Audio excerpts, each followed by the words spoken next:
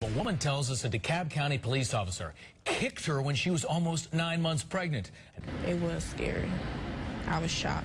Raven Dozier was at her grandmother's house watching her brother argue with police. She was crying and questioning why they tased him. Suddenly, she was on the ground. He really just didn't want me asking him any questions. When I did question him, that's when he kicked me. A kick so hard it bruised Dozier's stomach. She had an emergency C-section 2 weeks later when doctors realized Levi had defecated in the womb. In his report, Officer Jared Wheeler described it as a front push kick to the abdomen, as he was taught to do at the academy. What kind of a human being kicks a pregnant woman? Dozier's attorney was even more shocked when he saw what happened with her complaint to the DeKalb Police Department. No investigation at all. And 5 supervisors, including internal affairs, said Wheeler's actions met policy. They're showing that there is an ongoing pattern and practice of attempting to clear officers of clearly illegal, unconstitutional, and improper conduct. Staying tight-lipped. Good evening and thanks for joining us tonight. I'm Daryl Green. Merle Purvis is off this evening. The daughter of a shoplifting suspect shot by the Memphis police is speaking out tonight. Kelsey Golden first watched the video, which aired on Fox 13, which appears to show an officer using possible excessive force on her father after he was shot. Now, she says that George Golden is partially brain dead. Police say they shot the suspect after he resisted arrest, and they felt that their lives were in danger during that scuffle. This all went down Wednesday in a Walmart parking lot. Fox 13's Botha Yamam spoke exclusively with the suspect's daughter. She joins us now in the studio with more. Botha? Daryl, we've obtained the police affidavit, which doesn't even mention an officer-involved shooting. Kelsey Golden says her father was shot in the chest and is in critical condition tonight. She says doctors told her he's partially brain dead due to lack of oxygen, which she blames on the officers who she says didn't quickly rush him to the hospital. Now she wants answers into possible police misconduct. In Seattle, a sheriff's deputy has pleaded not guilty to charges he assaulted a 15-year-old girl last fall. Prosecutors have released a surveillance video of the alleged assault. A warning, the pictures you're about to see are disturbing. The video shows 2 King County Sheriff's deputies escorting 15-year-old Malika Calhoun to a holding cell. When Deputy Paul Sheen asked the girl to remove her shoes, she's seen slipping out of her left shoe and kicking it at him. Sheen rushes into the cell, kicks the teen, and pushes her against a corner wall before flinging her to the floor by her hair. He then squats down on Calhoun and hits her twice. Deputies say the girl was, quote, real lippy. It was horrible. Like, my head hit the wall when he first came in and kicked me, and then my head hit the wall in the back, and then he threw me to the ground, was pulling my hair constantly, and it was just horrible. Were you screaming for him to stop? Yeah, I said, I'm not resisting. And what did he say? He didn't say anything back until after, when I was like, I didn't resist, and he said, well, it was still assaulting an officer.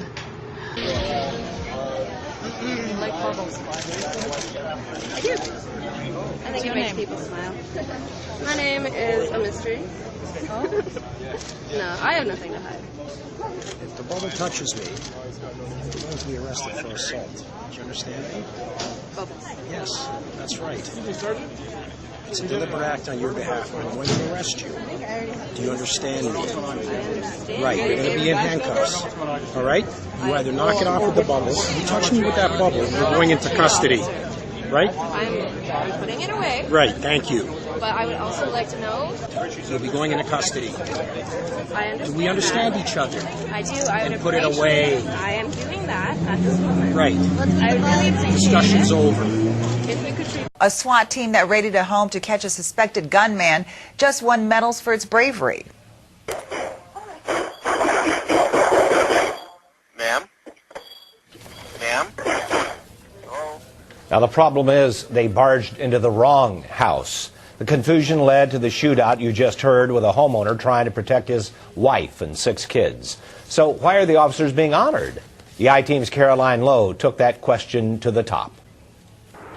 Just days before Christmas, the sound of intruders breaking into their home prompted Vang Kang to grab his shotgun and his terrified wife to call 911. Minneapolis 911. There's an emergency. Kang fired several shots at the intruders, who turned out to be members of the Minneapolis Police SWAT team. The officers returned fire. No one was hurt in the shootout, but the house was left riddled with bullet holes and broken glass. The easy decision would have been to retreat under covering fire. The team did not take the easy way out. On Monday, with Mayor R.T. Ryback looking on, Chief Dolan recognized the SWAT officers for how they handled the raid at the wrong house. This is a perfect example of a situation that could have gone horribly wrong, but did not because of the professionalism with which it was handled. The Kang family was upset today when they learned of the awards given to the SWAT team. And Caroline says the police department did its own review of this mistake. The chief told her his investigators cleared the SWAT team of any wrongdoing. In Newark today, a community gathered in an attempt to draw attention to their ongoing fight against senseless violence. It was a peaceful demonstration. That was until the march ended violently as a Newark police officer put a CBS 2 photographer in a chokehold, handcuffed him, and put him in the back of a patrol car. Our Christine Sloan nearly went with him. She has more now from a wild scene. What started out as a peaceful march in front of a church by parents whose children have been murdered on the streets of Newark. Put that camera away. Turn the camera on. Put the camera away. Put the camera away.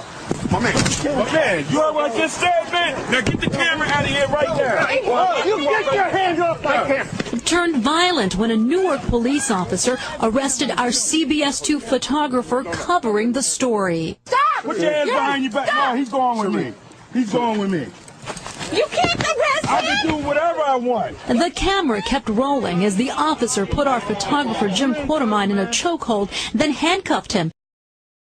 Why did you hit me and I'm handcuffed? From the 6 minutes of video captured by 2 Millville police dashboard cameras emerged 2 very different versions of what happened on an early morning last February. I'm stopping you. I'll tell you in a second. You're on your bike on the sidewalk. The just-released video is at the center of a lawsuit in which this woman, Sheila Stevenson, claims she became the victim of excessive force after then Millville police officer Carlo Drogo pulled her over for illegally riding her bicycle on a sidewalk. Take another unit up there, 500 block north second. In the course of trying to handcuff Stevenson, the video shows Drogo as he sprays himself in the face with pepper spray, and she appears to push him. Drogo then appears to knock Stevenson to the ground to subdue her. Drogo is seemingly doubled over in pain as other officers arrive. I'm not doing nothing. Put your hands behind your back. Can you not do this? I'm not doing Give me your hand. I'm Your hand behind your back. Seconds later, Drogo approaches Stevenson again and appears to punch her 4 times. Why did you hit me? Why did you hit me? Why did you hit me? Relax. Stevenson is eventually led away. She was later convicted of resisting arrest. Their own dash cam camera was rolling when Cookeville police caught up with a man who was wanted on a domestic assault warrant. According to this federal lawsuit, Carlos Farrell's ex-wife, Tiffany, called police when she spotted him. She was there, standing in the background, when police officer Chris Melton ordered Farrell out of his car. Put your hands up and get out of the car. Mr. Farrell gets out of the car, obviously hands raised. Ben Winters and attorney Blair Durham are representing Farrell. They say police used excessive force in June of last year when they arrested the 28-year-old. In the video, a police canine being held by Officer Jeff Johnson bites what appears to be a compliant Carlos Farrell. Your dog just ate my leg off. One of the officers that has control of the dog allows the dog to attack Mr. Farrell even after he's on the ground. The attorneys also accuse Cookeville police officer Chris Melton of planting drugs on their client. Now the cops leave. Here's the hand signal. Officer Melton searches Farrell's pockets at least a half-dozen times. Then, Durham says, another officer appears to give a signal with his hand. Melton reaches into his own right pocket, looks into the camera, and Durham says that's when Melton puts a bag of marijuana into Farrell's pocket. Whoa, Carlos! Bad, dude. Little weed, bro. Now you got you another freaking charge. How about that? 5 Cookeville police officers are named in the suit. Melton is on administrative leave with pay. If they can tell each other to plant drugs with just a hand gesture, just doing that, you've got to wonder how many other people have gone through this.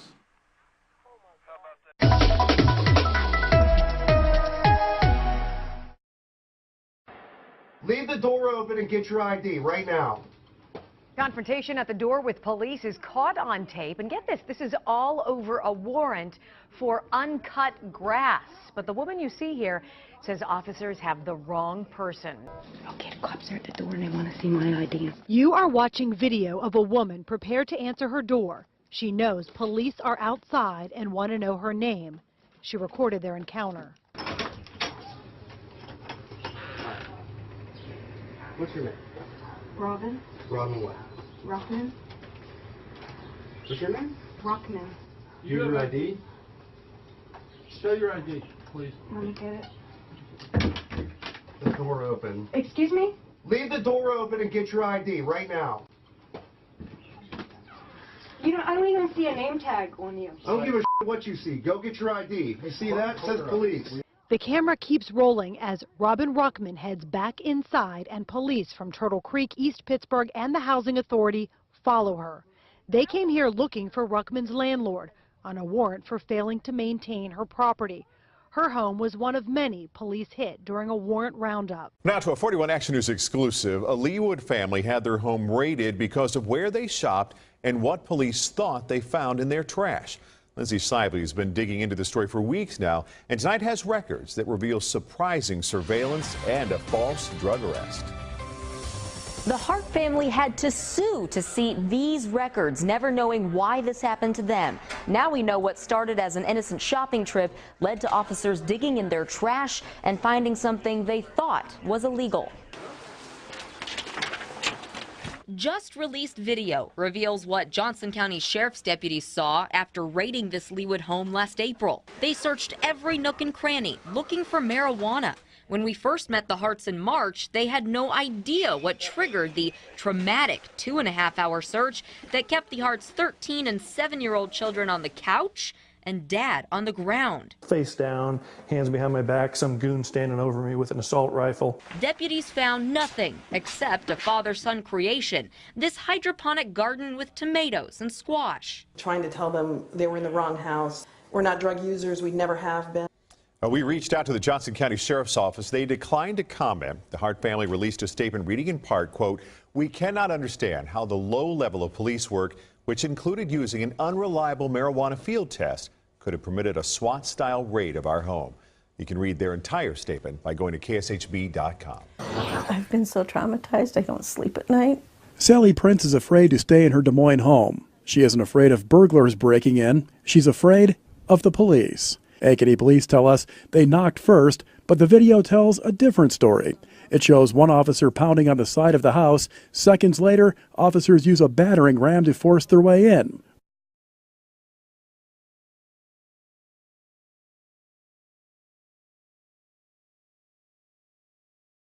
The family believes the police were also trying to cover up the way they were executing the warrant by covering up and, in one case, even ripping out a security camera. You can see this officer spots the security camera in front of the house and then rips it right out. Another officer spots this video camera downstairs and covers it up. The family says if the police had knocked, they would have opened the door and allowed the officers to search the home. Now they say they're scared the police may come back. The police are supposed to protect and serve, not make you in fear of them. Police in Ogden, Utah, raided the home of 45-year-old Todd Blair in the middle of the night, reportedly while investigating his roommate. The police burst in the home to find Mr. Blair standing inside the door with a golf club, and within seconds, and without a warning like drop your weapon or something like that, Police Sergeant Troy Burnett shot Mr. Blair 3 times directly, killing him instantly. We want to warn you, the video you are about to see is graphic and it is disturbing, but it is vital so America sees what can happen to innocent people when the drug war goes terribly wrong. Take a look. Police search warrant! Police search warrant! Search warrant! Search warrant! Get on the ground!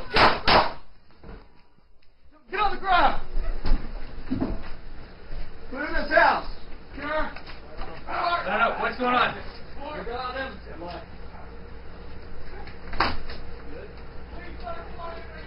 Keep going through. Stay with me. I got it. So, question. How many more of these killings of innocents inside the home of the innocent have to occur before there's enough outrage so that these things stop. I mean, this isn't even the most recent killing in one of these raids. Yuri Stamps, I think he was about 67, 68 years old, was killed in New Hampshire, or I'm sorry, in Massachusetts during one of these raids. And he was unarmed, he was completely innocent. They actually were after his son. Right. The problem is that the police are creating these situations in the first place, that we are policing nonviolent consensual crimes with these very violent, volatile tactics. And right. I mean, these consequences are predictable, and they're going to continue happening until we change. We have a breaking story just posted to the RTR newsfeed regarding, get this, a SWAT team called in by the Department of Education to raid a home and collect a debt. This is what they did to my door. At 6 this morning, a SWAT team surprised Kenneth Wright at his front door. In my underwear. In my underwear. Before I get to the door, I hear him say, hit it. Wright later complained to Stockton's mayor and police, but the city pointed to the U.S. Department of Education. They say you owe a student loan and you gotta pay it. I just had my door kicked in because of this. And he has this warning to former students that the federal government's coming to collect in a big way. People that have student loans out there or people that owe money, please pay your bills, take care of your credit. If you don't believe me, this could be you one morning, 6 o'clock in the morning. With the help of the Stockton Police Department, News 10 was able to contact one of the federal agents who was at the search this morning, who gave us a Washington, D.C. number for the Office of the Inspector General, who confirmed it was the Department of Education who conducted the search, but they can't discuss anything in the case until it's closed, not even if it's policy to break in and handcuff people who default on student loans. The use of SWAT teams to enforce student loans provides yet another example why education should be handled at the state and local level, and why homeschooling families should be encouraged and not threatened. What happened here is an absurd abuse of power from the federal level and should not be tolerated by a free people. Wall Street bankers are handed trillions of dollars in bailout money because they can't pay their loans. However, as the average American finds themselves unable to pay their mortgages and student loans, is this how the federal government will respond? Bailouts for bankers and SWAT teams for the people. At this rate, it will not be long before the federal government triggers an open revolution.